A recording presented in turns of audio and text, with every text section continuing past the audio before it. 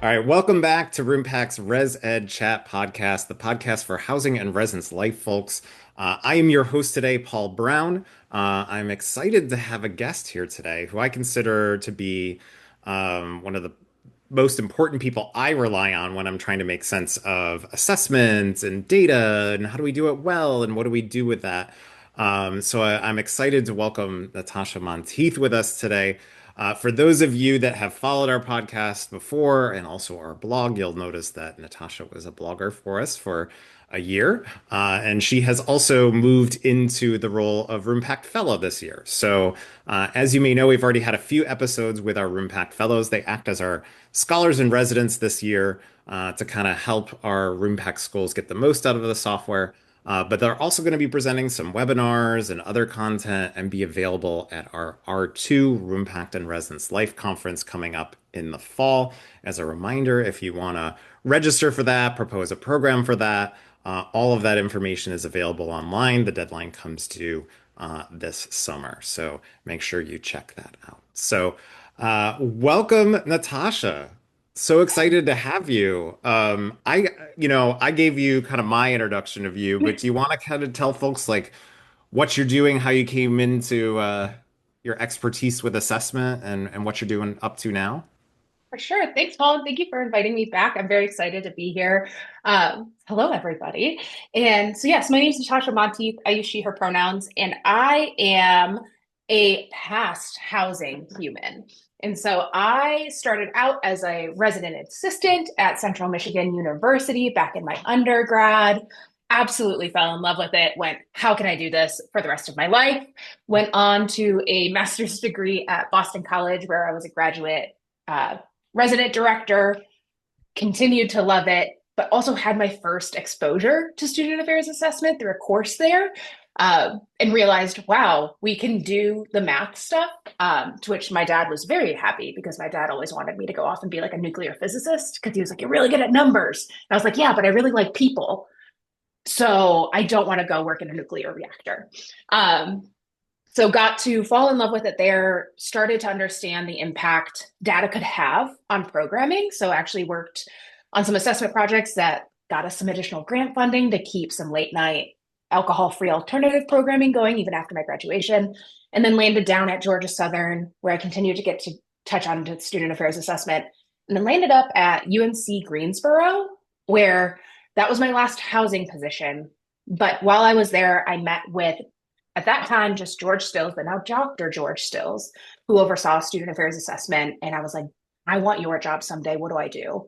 I think I need a PhD in higher ed. And I point to him as the guy who's the reason I have the life I have now. And he was like, do not do a PhD in higher ed if you want my job. If you want my job, go over to our Educational Research Methods program, get an evaluation doctorate, and you'll be set up much better to be able to do the work I'm doing. So I am still technically a PhD student in educational research methodology with a concentration in program evaluation, and have since learned that I can take this love and passion for data outside of a college context, and work as a leadership development program evaluation manager for a national nonprofit focused in on making sure we have good leaders in our school food system. That's That's a great. lot of words to you, Paul. Lots. Well, I mean, it's an interesting path. I mean, that's a whole nother episode in and of itself. Right. Whole other podcast. A whole other episode. I obviously became familiar with you when you were blogging for the Room Hack blog. But you also worked with one of our schools, Northern Illinois, and helping Huh. them. Do you want to tell folks a little bit about what you did there? Because I think especially some of the people that use our software are like, oh, maybe this is something we can replicate, not necessarily with Mhm. you, but with their own internal folk or other Mhm. opportunities like that. Yeah, so I was an ACUHO-I grad for NIU back in, oh gosh, what was that? Summer 2022, 2023, something that ends Ish. in in the 20s. Um, and I actually was currently in my doctoral program, but wanted to kind of supplement the GA work I was doing because I still, obviously, I'm doing this fellowship. I still have a deep passion for student affairs and the work that's happening here. And so got the great opportunity to work with the phenomenal folks up there, and came in and pretty much they were like, you can do whatever you want to help make That's the best. this better, right? I was like, oh my gosh, how beautiful. Um, but pretty much my focus when I came up there is they were updating their residential curriculum. They were switching over to it being more of like a campus wide lens. Hmm. And so lots of external voices involved. Things had already been pretty set by the time I got there in terms of learning outcomes. But the question became, what do we do for programming to help get to these outcomes? Hmm. How do we create some semblance of consistency, regardless of which residence hall you're in? And then on the back end, how do we know that those activities actually led to the learning we're expecting to have Right. happen? Um, so I helped build out the actual programming model that they were doing, which honestly, I looked into a lot of what Roompact had in terms of blog offerings. We were thinking about intentional conversations. We were thinking about how do you do things on a building level versus floor level? Like, what's the purpose of a floor meeting? Um, but then, where I think a majority of my expertise got to shine there was then building out Roompact forms to help make the data useful on the back end.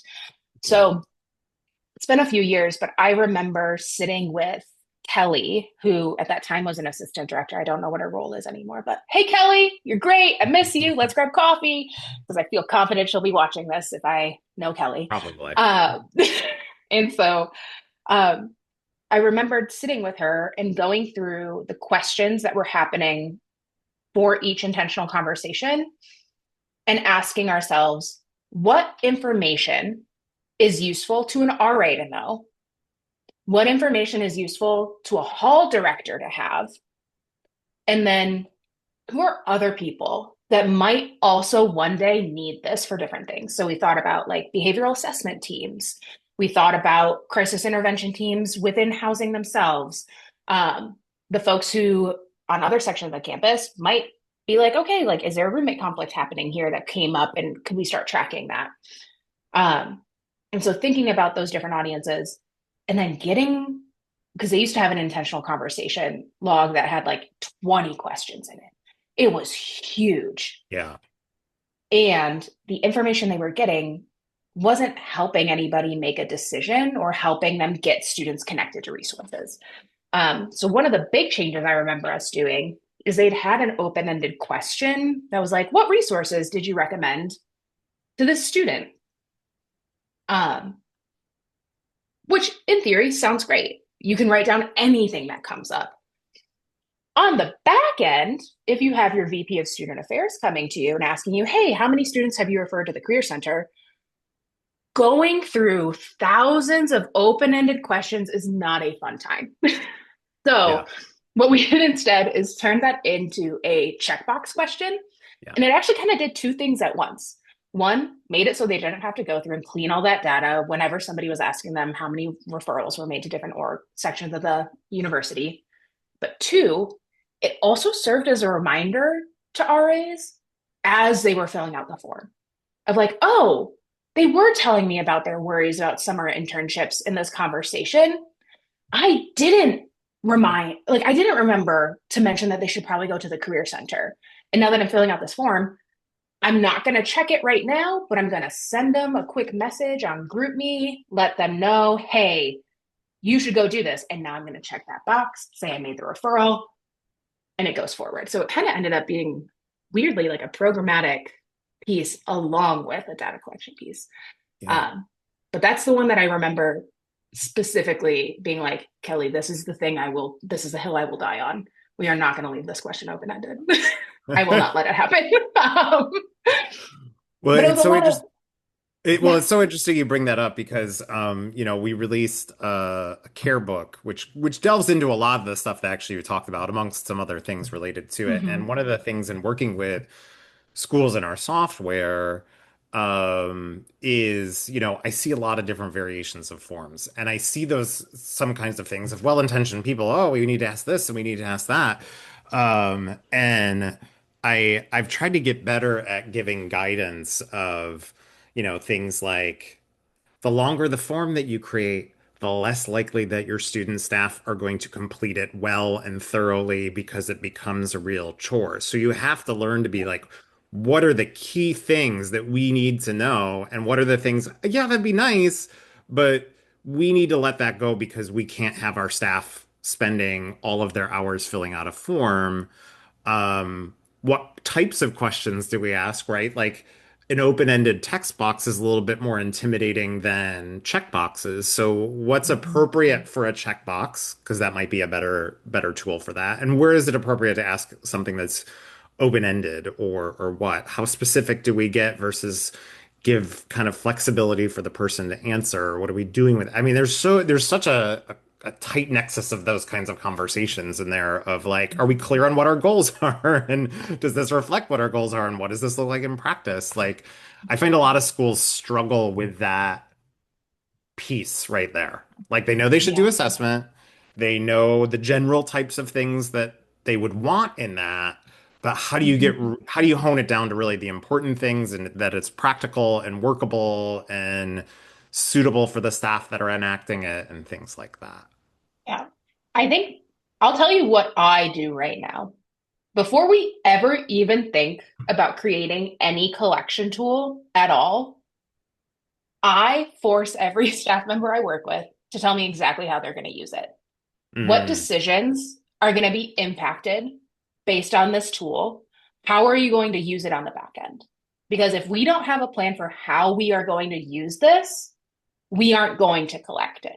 hmm That's my stance. And I think in housing, I think the problem becomes that sometimes we think of all of the different ways we could use something, that we get a little bit of decision fatigue and also a bit of like analysis paralysis. That I could think of 1,000 ways we could do this. So I can't figure out the best way to do it. Therefore, I might not even make a choice.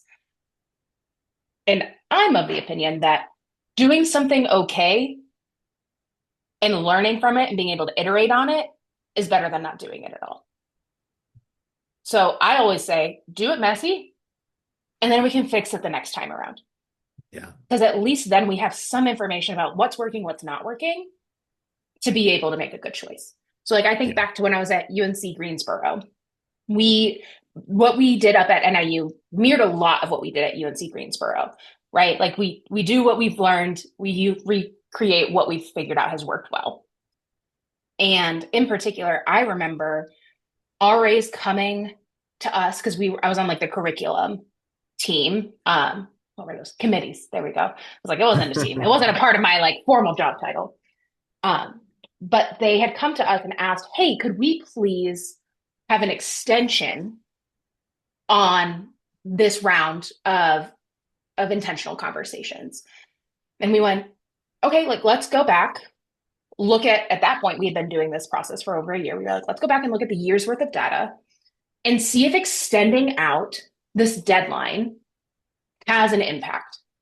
And we were able to go back and be like, actually, because in our connections forms, that's what we called them because it was cute connections. Um, we had like, hey, what day did your conversation happen on? And then in the metadata that was included from the Roompact form, we knew what day it was submitted on. So we were tracking that too of like, how long since the conversation did we get the information? And what we learned is that RAs didn't need more time to do the conversations. Yeah. They needed more time to put their forms together. That was going to be Uh, my guess. yes, That right? was It's going to like, be my guess. exactly. And so we were like, hey, we're not going to extend out this deadline because these deadlines were also shared at the beginning of the year. We were like, y'all don't need more time for the conversation. But what we can do is we can ask that your hall directors save time in your staff meeting that week and turn it into a working time. And that was an aha moment for me as a supervisor because I was like, okay, cool. Like we can start setting it where 15 minutes for every staff call, we're going to have that just be time for you to put in your connections. Um, Putting and saving that time instead of expecting these students who are also managing so many other Mm, responsibilities. I was like, how can we build in a system for you to the things we're already expecting you to be at to help you complete your tasks instead of just continuing to send you out into the ether yeah. because we're seeing it doesn't work. What a great little strategy because I mean, I see it. when I'm meeting with schools and we kind of do a kind of like a proactive annual check-in, I do Hmm. notice in the statistics that, and it's true to my experience when I worked in residence life of here's the deadline. When do all the forms come in? Yeah. That night before the deadline, even though they occurred for things earlier, which is, of course, not what we would hope that they would do, right? Because it's Yeah. now you're reflecting on something that happened a week ago, and your data might not be as good, or we missed a window, or things like that. Hmm. But kind of building in that time, also probably for coaching of, hey, here's the types of stuff that's useful in this. Yeah. Here's what we're looking for. Here's what we're not looking for. You Exactly. don't have to do it all, and kind of helping staff train through that. I don't know that a lot of schools I've ever heard of actually dedicate like a time of like, let's do that in this space, Hmm. beyond the initial training or Yeah. maybe one-shot follow-up training. Yeah. And I will say something we also did in our like fall training that I point to as being like, oh my gosh, any university who's doing intentional connections should add this into their intentional connections training is we had a dummy form in Roompact that mirrored like what the first round of intentional connections were going to be. And so part of your training was filling out that dummy form because like you had a practice session where you were doing it with a coworker, but then they had to go in and track the intentional conversation in our dummy form. And then it was my job as their supervisor by the end of the first week of classes to provide written feedback to them of like, here, before you go Mm, off and do this for your 35 residents, let me share the changes you need to make so that way you don't have to go back and change 35 responses later on. right. And we did the same, like, I think a lot of people do that with, oh my gosh, what in the world are they called? Where you're behind closed doors. There we go. Mm. Like, I was like, where you're pretending that there's a flood and you have to go write an incident report. Um, I know a lot of universities did that, but we just took that model and applied it to intentional conversations Right. because we knew how important that data was to us. So why in the world wouldn't we give them the opportunity to practice in a low stakes environment? So that way I didn't have to chase them down for better information later on. And I noticed we didn't do that my first year, but my second year we did at UNCG. And the the way we got information that second year just was so much more concrete to the point where I was able to start setting aside like an hour before every RA's one-on-one to go through all their intentional connections. And I was like, I know everything I need to know about your residents right now to feel good and comfortable coming into this conversation. Um, but I think it's difficult sometimes to want to prioritize and be able to prioritize that kind of work.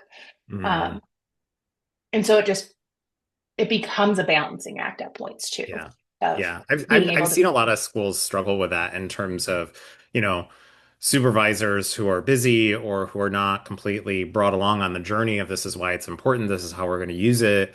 And Mhm. it becomes compliance, tracking compliance, not the meaning.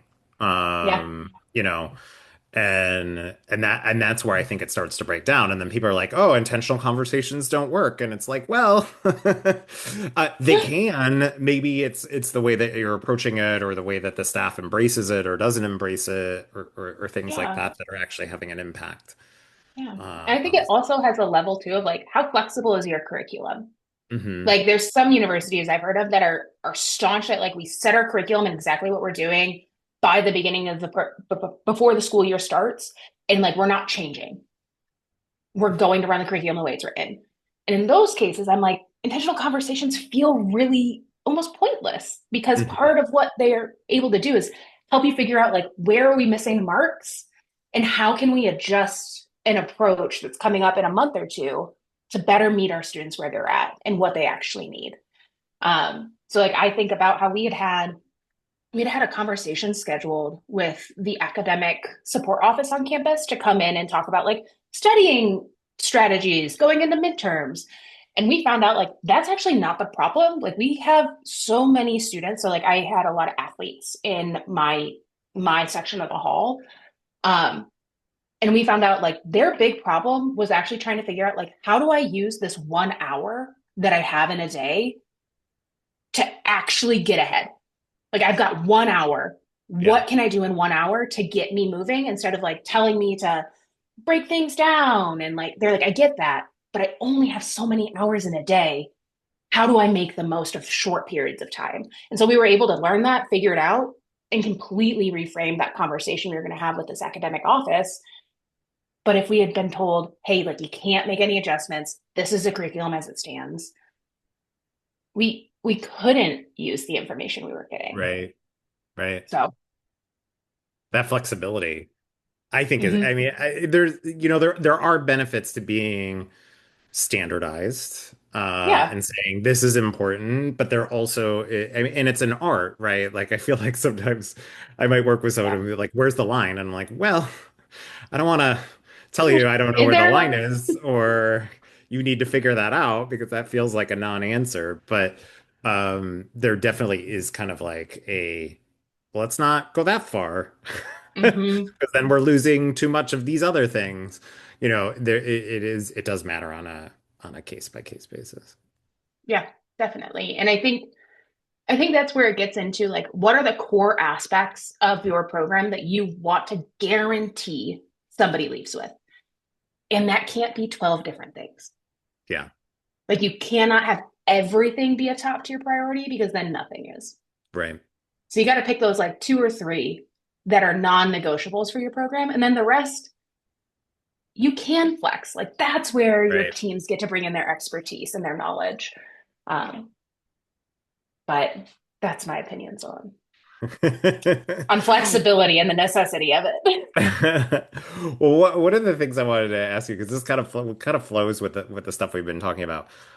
Sometimes I work with schools that are very good information collectors. Mm, But then that information sits. So like oftentimes when I meet with a school, it's hard for me to get insights into like how are you using this data since I'm not on the campus. So I rely on mm, usage data, like how many forms did you fill out? How many times did you run these reports? Things like that, which give me clues to that kind of thing. So sometimes I can kind of tell I'm like, oh, it looks like they're collecting a lot of data, but the actions that I'm seeing are not the actions of someone that's then using that data. mhm. Um, how do you think it is schools kind of start to bridge that gap of just being really good data collectors to collecting that data for a useful purpose, integrating into practice, making real-time improvements as opposed to like waiting until the end of a year for an annual report, dumping it in, and then, moving on. Like how can that become part of that routine? Because I think that's where a lot of schools I see struggle Mhm. is they're leaving that on the table either because they're too busy, they don't know how. There's no one taking leadership into making that happen. Yeah. What I will say is that's not unique to university campuses. um, it is a problem plaguing anybody working with data in just about any space. Um, that we always joke about like how do we make sure these reports aren't just something that live on a shelf somewhere that are collecting dust and we pat ourselves on the back and say good job we did it upward and onward. um, I can speak to the practices I've put into place that I think have been game changers. One is having a plan for analysis. Because like that was something I always caught myself being like, okay, like I'm being inundated with all of this information. How do I even move that from information into a finding? And once you do that, like what I will say is it feels like a jerk of a project because you got to, I would recommend blocking out 2 to 3 hours, probably on a Friday afternoon. Take yourself to your campus Starbucks or Dunkin' or whatever it is on your campus.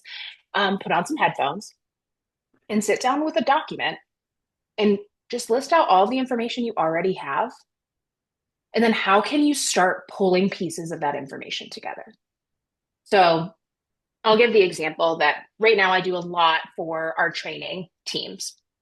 So we have all of these questions that are broken down by like, did people leave our trainings with a new skill or technique? Did people find that they had enough time to process and reflect during the calls? Did they, all of these great quant points, which oftentimes a lot of our data comes in quant points, but then you also have this qualitative points. We'll get to that in a second.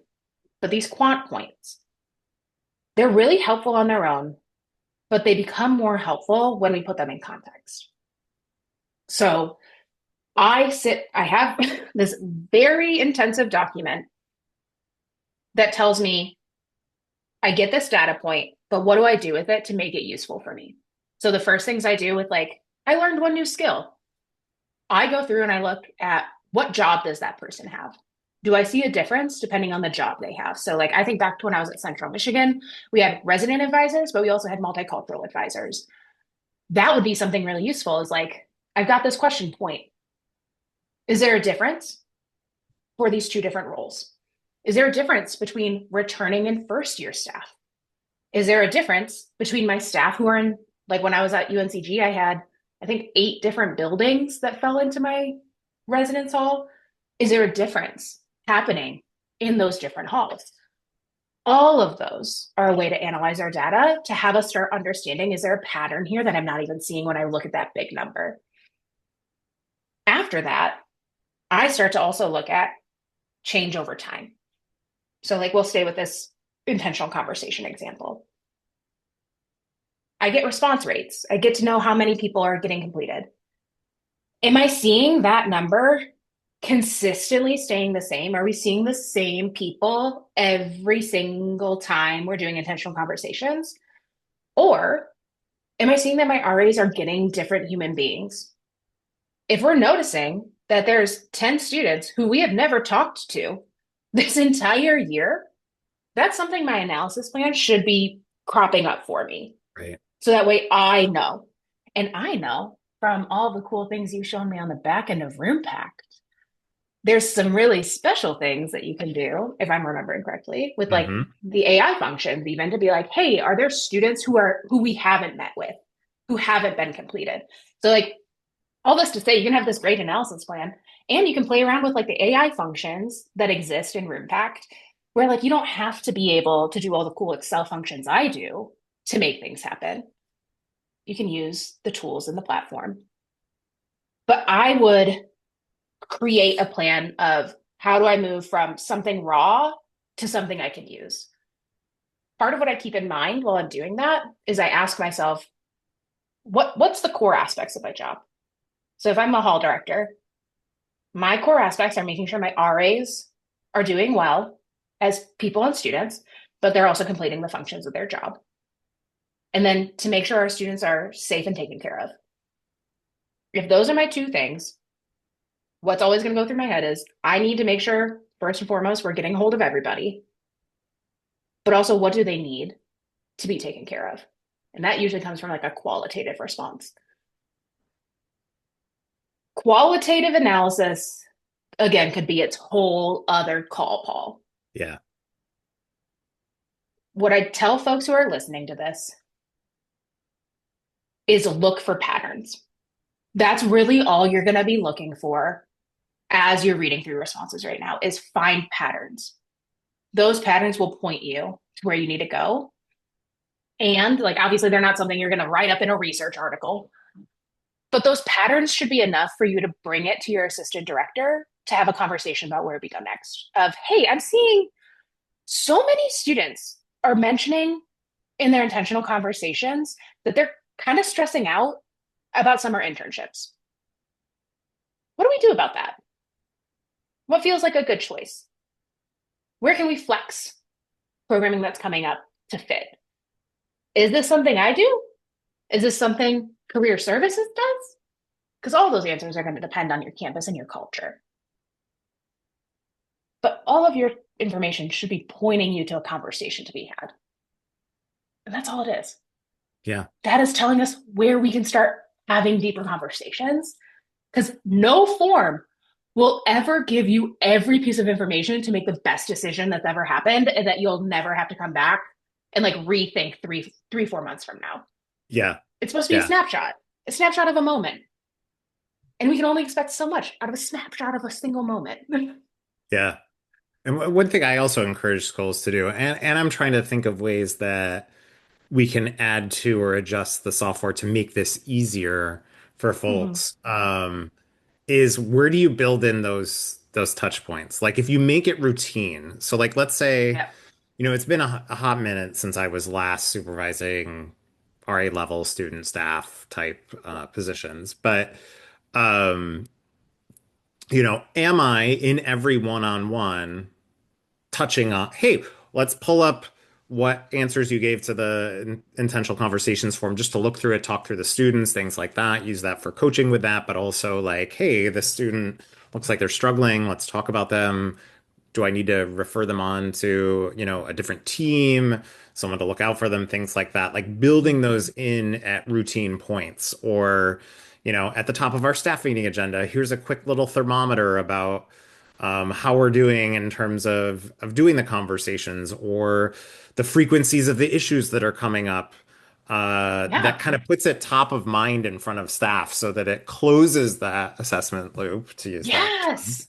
and like makes people ask other questions that, oh, like I see it every week, so it's reinforcing like this is Hmm. important. This is why you do it. Here's what we know. Can we ask further questions? Like, I think it's always all about building in those touch points that are like reminders, maybe little Yeah. nags, right? That go, hey, don't forget. I mean, you're really busy, but remember this is here and you update it every week, so it's gonna keep pushing it into Gonna your keep brain to going. take a pay attention to it a little bit.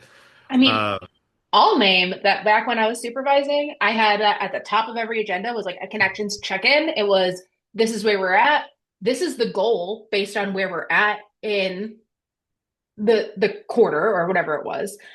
And yeah. I also I loved a little treat, right? Like of like if we're keeping up with our work accordingly, I like had candy I brought and I like handed it out to every RA who met the goal. I was like, kudos. And it wasn't like a huge candy bar. It was just like a moment of acknowledgement of like, hey, I see you doing this work. I see that you're valuing the thing I value. Let me honor you in this space. And like it's okay too if you end up waiting until the end of the section to drop all your stuff in, that's fine. I'm not telling you how to do your job. I just need it by the deadline.